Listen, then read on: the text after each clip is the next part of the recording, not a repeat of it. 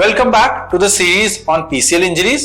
मैं doctor Mukhopadhyay, sports injuries and orthopaedic specialist with Saksham orthopaedics.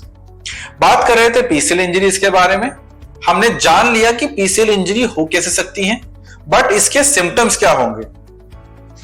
Unlike the ACL injury जिसमें सबसे common instability होती है, पेशेंट नी बकलिंग का कंप्लेन करते हैं, पीसीएल इंजरीज में इंस्टेबिलिटी इज वेरी रेयर।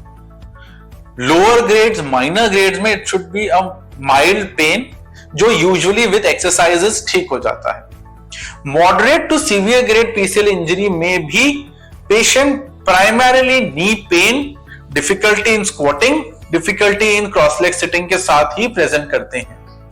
बहुत रेयर सिनेरियो में पेशेंट इंस्टेबिलिटी का कंप्लेन करते हैं पीसीएल इंजरीज में।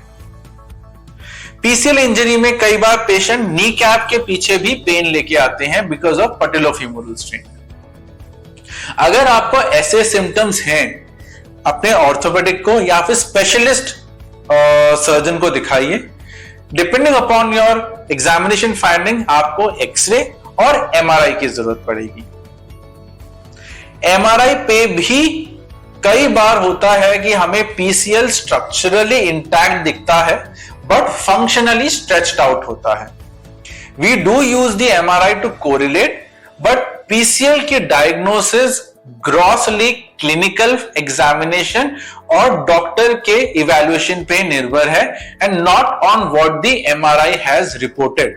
बिकॉज पीसीएल के केस में unlike the ACL, the structural integrity is less important and the functional integrity is more important. अगर MRI पे PCL इंटैक्ट भी है लेकिन स्ट्रेच्ड आउट है और नॉन फंक्शनल है, उसमें भी ट्रीटमेंट की जरूरत पड़ सकती है। PCL की ट्रीटमेंट ऑप्शंस क्या है, जानने के लिए हमारे नेक्स्ट एपिसोड को सुनिए।